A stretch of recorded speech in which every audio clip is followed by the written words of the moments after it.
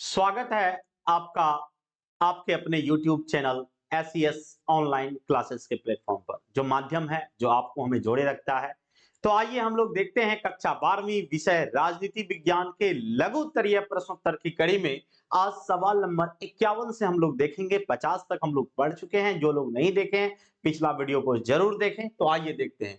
लिखे हैं कि विश्व बैंक के कार्यों का उल्लेख करें, या कभी कभी आपको पूछ देगा कि विश्व बैंक के कार्यों की विवेचना करें या विश्व बैंक के क्या कार्य हैं। इस तरह से सवाल पूछता है तो सभी एक ही है, जैसा कि आप समझ भी रहे होंगे। तो विश्व बैंक के निम्न कार्य है। निम्न मतलब नीचे। विश्व बैंक का क्या काम है वो नीचे हमने बताया। पहला क्या बताया? जो विकासशील देश है। तो मैंने आपको बताया कि जो विकासशील देश होता है, तो आपको मैं पहले बता दूं कि जो देशों की जो श्रेणियां होती है वो मुख्यतः 3 प्रकार की होती है।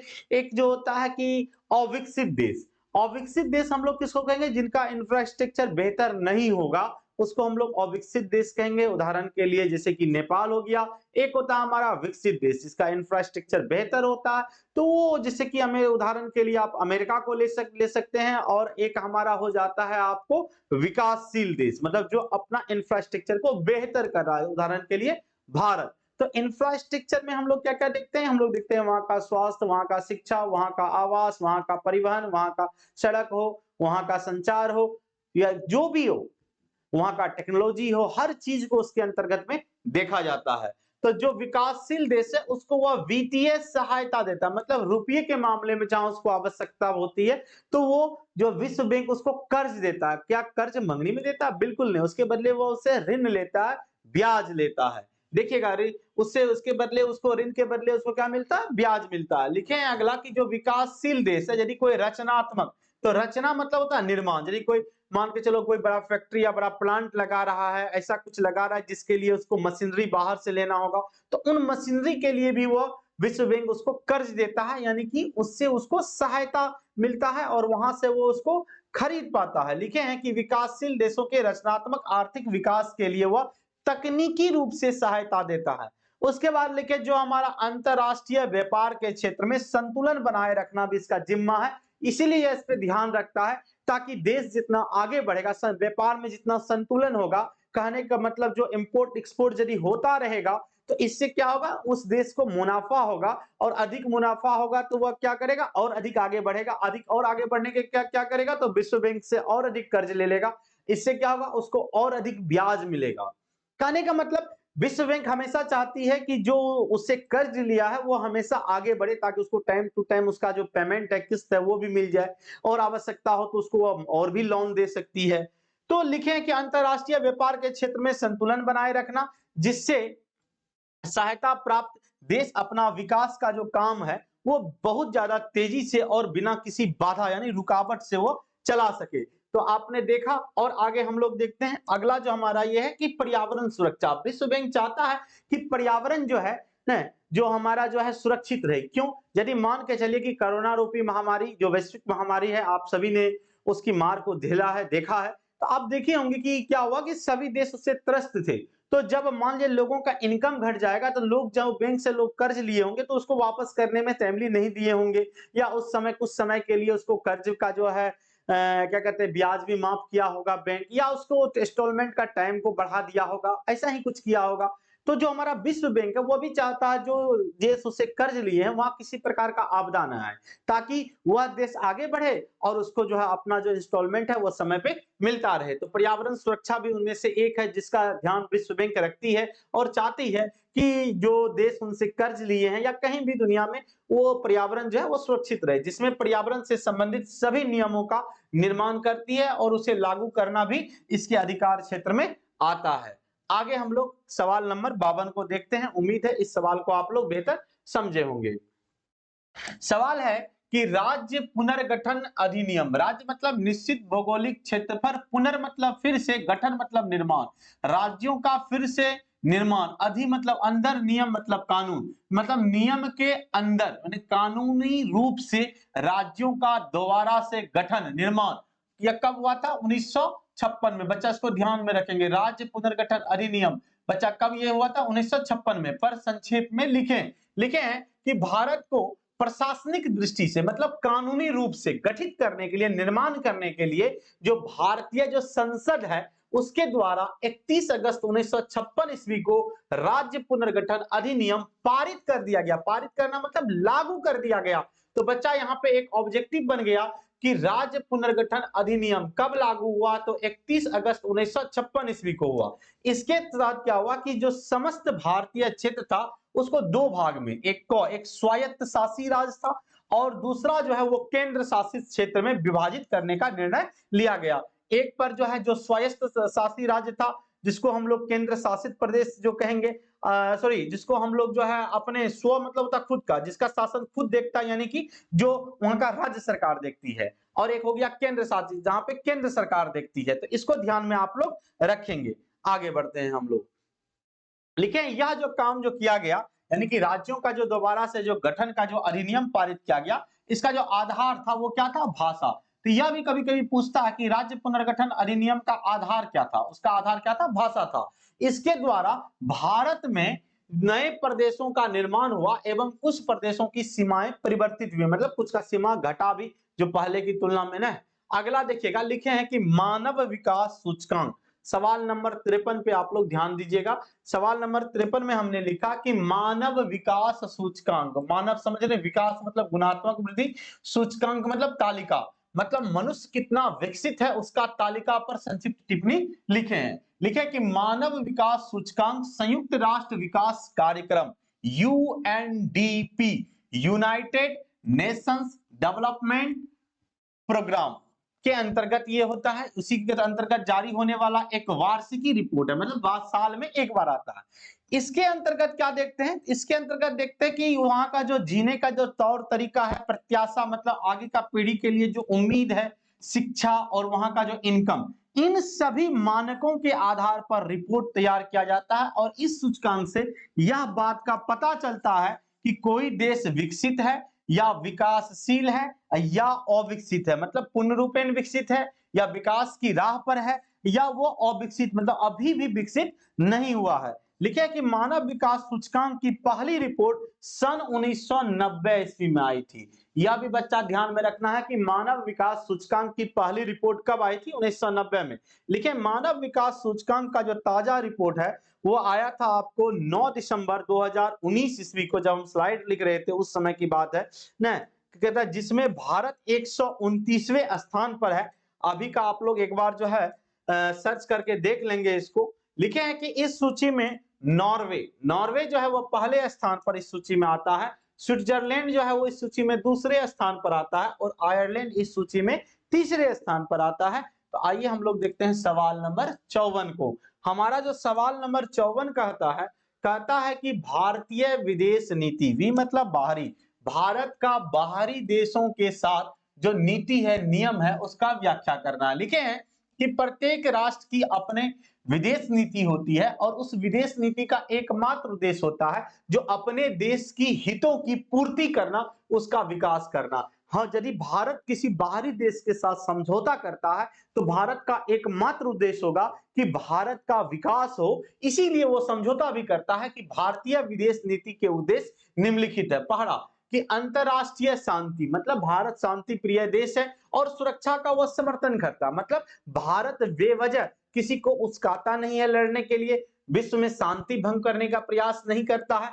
लिखे हैं कि आपसी मतभेदों को यदि कुछ होता भी है तो वो शांतिपूर्ण तरीके से समाधान करने का प्रयास करता है, मतलब दूसरे देश के साथ यदि कुछ होता भी है तो हम लोग शांतिपूर्ण ढंग से उसका समाधान करने का प्रयास करते हैं। शांतिपूर्ण सह अस्तित्व, मतलब भारत शांतिपूर्ण तरीके से सह मतलब अपना, अस्तित्व मतलब वजूद को बचाए रखता है। अर्थात यदि तुम, भारत ऐसा देश है यदि आपके साथ, आप यदि इसके साथ यदि कुछ गलत भी करेंगे तो भारत आपको एक मौका देगा, लेकिन फिर भी जब आप नहीं सुधरेंगे तो फिर भारत अपने रुतबे में आने में कोई कसर नहीं छोड़ेगा। पंचशील के सिद्धांत को वो बढ़ावा देता है। पंचशील का सिद्धांत के विषय में हम आपको बताए थे जो भारत और चीन के बीच में हुआ था।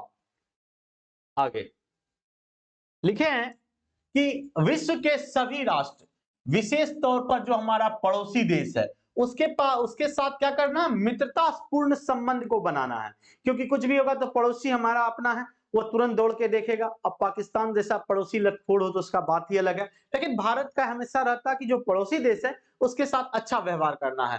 भारत जो साम्राज्यवाद मतलब अपना जो साम्राज्य है उसको उसके प्रति जो भावना है उपनिवेशवाद मतलब किसी को जो है राज्य का शोषण करना या उसके आर्थिक राजनीतिक क्षेत्र पर वर्चस्व बना लेना, नस्ल के आधार पर किसी के साथ भेदभाव करना, किसी को अलग करने का प्रयास करना, किसी का सैन्यवाद यानी ताकत का ध्वंस दिखाकर किसी पर कब्जा करना, ये सब का भारत विरोध करता है। भारत इन सभी का समर्थन नहीं करता। हाँ, यदि कोई अपनी आजादी के लिए आंदोलन करे, यदि कहीं पे लोकतंत्र ना हो, आम जनता का यदि सिस्टम के लिए अपने सिस्टम के लिए संघर्ष करता है, यदि कोई आत्मनिर्धारण के लिए संघर्ष कर रहा है ना, तो भारत उसका क्या करेगा? समर्थन करेगा, सपोर्ट करेगा। तो ये सवाल आप लोग समझे होंगे, आप लोगों से उम्मीद है। चलिए अगला सवाल को हम लोग देखते हैं। हमारा जो अगला सवाल है वो है नर्मदा बचाओ आंदोलन। काफी बार पूछा गया नर्मदा बचाओ आंदोलन के क्या उद्देश्य थे। हमने लिखा कि 20वीं सदी के 8वां दशक की यदि बात करो तो उस समय भारत के मध्य भाग में स्थित नर्मदा घाटी विकास परियोजना मतलब नर्मदा नदी पर एक जो है क्या कहते हैं कि योजना आया, क्या आया? तो उस पर बांध बनाने का, ताकि नर्मदा के पानी का अधिक से अधिक उपयोग किया जाए। यदि आप देखिएगा तो नर्मदा नदी जो है वो मध्य प्रदेश, गुजरात और महाराष्ट्र से होकर गुजरती है, तो इसको ध्यान में रखेंगे। नर्मदा नदी किन राज्यों से होकर गुजरती है? तो मध्य प्रदेश, गुजरात और महाराष्ट्र से गुजरती है। लिखे हैं कि उसकी जो सहायक नदी जो है तो उसमें 30 बड़ा बांध, 135 मझला बांध और 300 छोटे बांध बंधवाने का वहां पे योजना पास हुआ ना, प्रस्ताव रखा गया। इसके निर्माण के दुष्प्रभाव, दुष् मतलब क्या होता है? खराब, खराब प्रभाव को देखते हुए नर्मदा बांध परियोजना के विरुद्ध क्या चला? आंदोलन चलाया गया और इसी आंदोलन को हम लोग क्या कहते हैं? नर्मदा बचाओ आंदोलन लिखे हैं के रूप में जानते हैं। लिखे इसका जो नेतृत्व है वो कौन कर रही थी?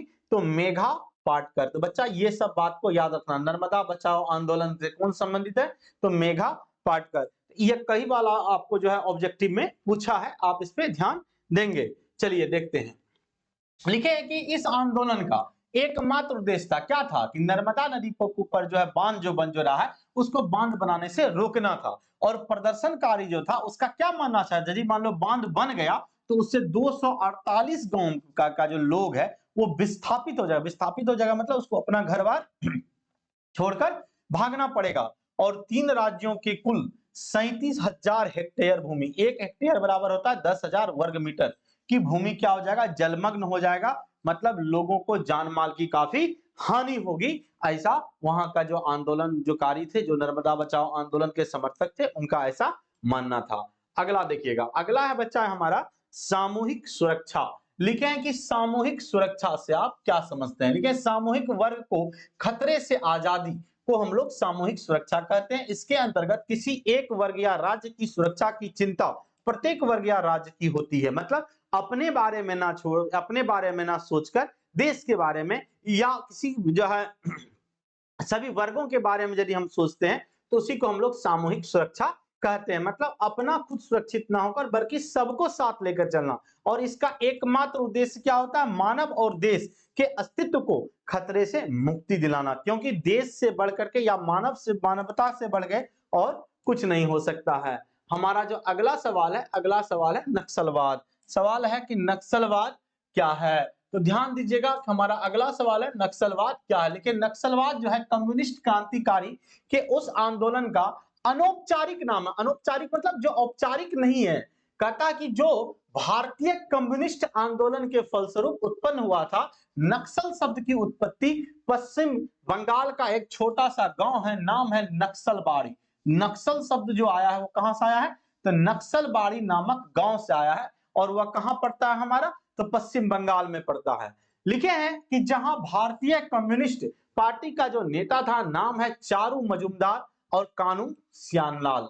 तो इसको ध्यान में रखिएगा, चारू मजुमदार और कानू सान्याल के नेतृत्व में सन 1967 ईस्वी में किसान विद्रोह प्रारंभ किया गया। और इनका मानना था कि जो भारतीय मजदूर हैं और जो किसान हैं उनकी दुर्दशा, दुर मतलब खराब, दशा मतलब हालात के लिए कौन जिम्मेदार है भाई? तो यहाँ की सरकारी नीतियां जिम्मेदार है। सरकार उस पर ध्यान नहीं दे रही है, जिसकी वजह से उच्च वर्गों का शासन तंत्र फैला हुआ है। जो ऊंचे वर्ग के लोग हैं उनका जो है इस पे ज्यादा वर्चस्व स्थापित हो चुका था। लिखे हैं कि कृषि तंत्र जो है, कृषि तंत्र की यदि बात करिएगा तो वो जो है बड़े वर्गों के हाथों में चला गया था और इस न्यायहीन दमनकारी वर्चस्व, न्यायहीन मतलब जो उचित नहीं है, दमनकारी जो मजदूरों को किसानों को दबाया गया, इसी वर्चस्व को समाप्त करने के लिए कहता है कि सशस्त्र क्रांति से ही समाप्त किया जा सकता था। मतलब एक जो है उग्र आंदोलन से इसको दबाया जा सकता था। इस आंदोलन को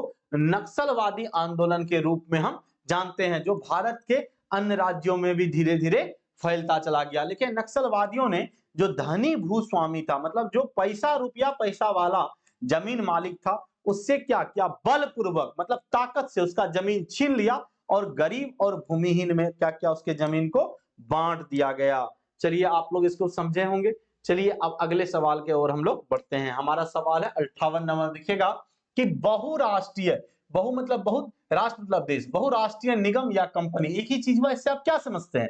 तो ऐसा कंपनी जिसका व्यापार 2 या 2 से अधिक देशों पर वर्चस्व स्थापित हो तो उसको बहुराष्ट्रीय कंपनी कहेंगे। लिखे कि अंतरराष्ट्रीय स्तर पर व्यापार के उद्देश्य से, मतलब जो है एक देश ना बल्कि 2 या 2 से अधिक देशों पर जो व्यापार के उद्देश्य से बहुराष्ट्रीय निगम या कंपनी की स्थापना की गई। लिखे हैं कि यह निगम या कंपनी वैश्विक स्तर पर पूंजी का निवेश करता है और बाजार पर अपना नियंत्रण करने की कोशिश करता है। जैसे मान लीजिए कोका कोला, वो चाहता है कि हर देश में कोका कोला बिके, वो चाहता है कि हर देश के बाजार को अपने अंदर में रखे और इसका एकमात्र उद्देश्य क्या होता है, अधिक से अधिक लाभ कमाना होता है। इसे अंतरराष्ट्रीय नियम या इसे अंतरराष्ट्रीय निगम या राज्य विहीन कंपनी भी हम लोग कहते हैं। तो इन बातों को भी आप ध्यान में रखेंगे। चलिए हम लोग अगले सवाल की ओर बढ़ते हैं। हमारा जो अगला सवाल है वो है वायु प्रदूषण पर एक टिप्पणी लिखें। ध्यान दीजिएगा, सवाल है कि वायु प्रदूषण, जहां जहां प्रदूषण लग जाए आप तो एक चीज आप आसानी से लिख दीजिएगा तो आपका काम चल जाएगा। मान लीजिए वायु मतलब हवा होगा,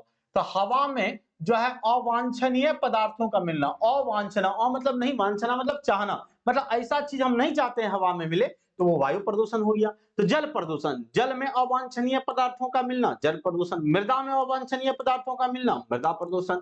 ध्वनि में अवांछनीय आवाज का मिलना तो ध्वनि प्रदूषण। लिखे हैं कि वायु प्रदूषण पर टिप्पणी लिखना है तो लिखे हैं कि वायु में अवांछित पदार्थों का मिश्रण वायु प्रदूषण कहलाता है। वायु में जैसे धुआं, धूल, हानिकारक गैस, ये सब जब मिलता है तो इससे वायु क्या होता है, प्रदूषित होता है। लेकिन प्रदूषित हवा का जब आप सेवन करते हैं, यानी कि जब सांस लेते हैं तो आपको दम्मा, हृदय रोग, कैंसर जैसे भयानक रोग आपको होता है। लिखे इससे मानव, पशु, पक्षी, पर्यावरण सबको काफी नुकसान पहुंचता है।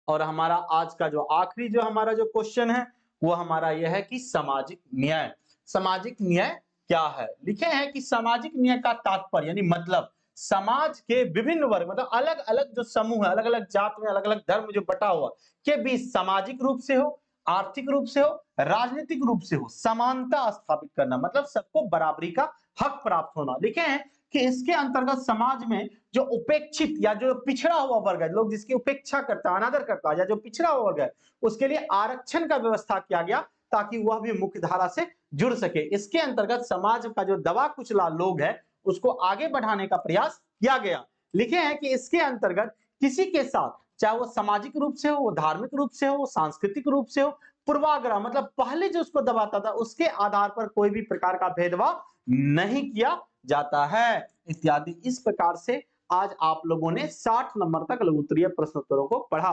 आप सभी को धन्यवाद।